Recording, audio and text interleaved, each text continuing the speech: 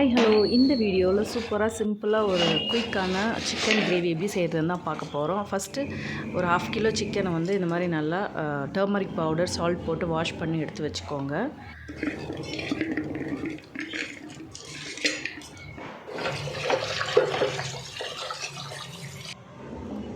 இப்போ வாஷ் பண்ணி எடுத்து வச்சுட்டேன். நெக்ஸ்ட்டு குக் பண்ண ஸ்டார்ட் பண்ணிடலாம். ஸ்டவ் ஆன் பண்ணிவிட்டு ஒரு குக்கரை வச்சுக்கோங்க.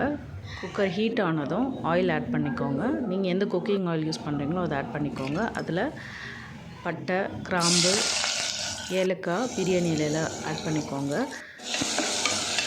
பொடி பொடியாக கட் பண்ண வெங்காயமும் கொஞ்சம் சால்ட்டும் ஆட் பண்ணி நல்லா வதக்குங்க. இது கூட இஞ்சி பூண்டு பேஸ்ட் வந்து ஆட் பண்ணிக்கோங்க. அடுத்து தக்காளி, ஒரு 2 தக்காளி பொடியாக கட் பண்ணி அதையும் சேர்த்துக்கோங்க. தக்காளி வதங்கிறது கொஞ்சமாக மஞ்சள் தூள் ஆட் பண்ணிக்கோங்க. அடுத்து பச்சை மிளகா, கொஞ்சம் கருவேப்பிலை சேர்த்து ஆட் பண்ணிக்கோங்க. அது குக் ஆகட்டும். கேப்பில் கொஞ்சமாக தேங்காய், சோம்பு, பொட்டுக்கடலை இது 3த்தையும் சேர்த்து நல்லா அரைச்சி வச்சுக்கோங்க. ஒரு திக்கான கன்சிஸ்டன்சியில் அரைச்சிக்கோங்க. இப்போ வந்து நல்லா குக் ஆகிடுச்சு வெங்காயம் தக்காளியெல்லாம். இது கூட வந்து சிக்கனை ஆட் பண்ணிக்கலாம்.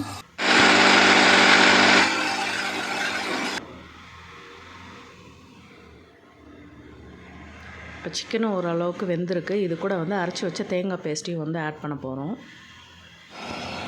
அதுக்கு முன்னாடி கொஞ்சமாக மிளகாத்தூள் வந்து குழம்பு மிளகாய்த்தூள் இருக்கு இல்லையா, அதை ஆட் பண்ணிக்கோங்க.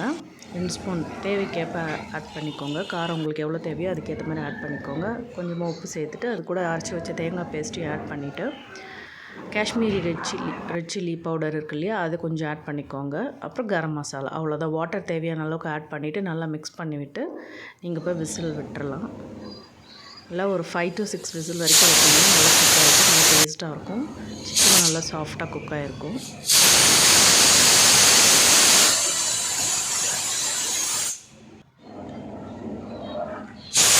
இது இப்போ குக் ஆகிடுச்சு, எடுத்து முடிஞ்சிருச்சு. எடுத்து ஒரு பக்கம் வச்சுட்டு ஒரு பக்கம் கல் தோசை வந்து செய்ய போகிறோம். இப்போது நல்லா ஹீட் ஆனோடனே க்ளீன் பண்ணிவிட்டு 2 கரண்டி மாவை ஆட் பண்ணி நான் தோசை பண்ணிக்கிறேன்.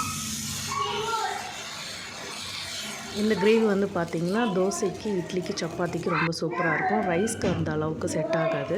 காரம் இன்னும் வந்து அதிகமாக இருந்ததுன்னா கொஞ்சம் நல்லாயிருக்கும் ரைஸ்க்கு. பட் வந்து இது வந்து டிஃபன் ஐட்டத்துக்கு வந்து ரொம்ப சூப்பராக இருக்கும். தோசை வந்து ரொம்ப மெலிசாகவும் இல்லாமல் ரொம்ப மொத்தமாகவும் இல்லாமல் மீடியமாக ஊற்றி எடுத்து வச்சுக்கலாம். அவ்வளோதாங்க, தோசை பண்ணியாச்சு. இந்த வீடியோ கண்டிப்பாக உங்கள் எல்லாருக்கும் பிடிச்சிருக்கும்னு நம்புகிறேன். நீங்களும் வீட்டில் ட்ரை பண்ணி பாருங்கள். ரொம்ப சூப்பரான ஈஸியான ரெசிபி இது.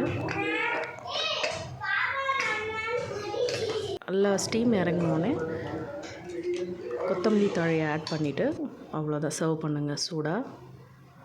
கண்டிப்பாக சூப்பராக இருக்கும். நீங்களும் வீட்டில் ட்ரை பண்ணி பார்த்துட்டு எப்படி இருந்ததுன்னு கமெண்ட்டில் சொல்லுங்கள். இன்னொரு வீடியோவில் மீட் பண்ணலாம். until then, bye from Preetha Rajkumar signing off. Tata and take care.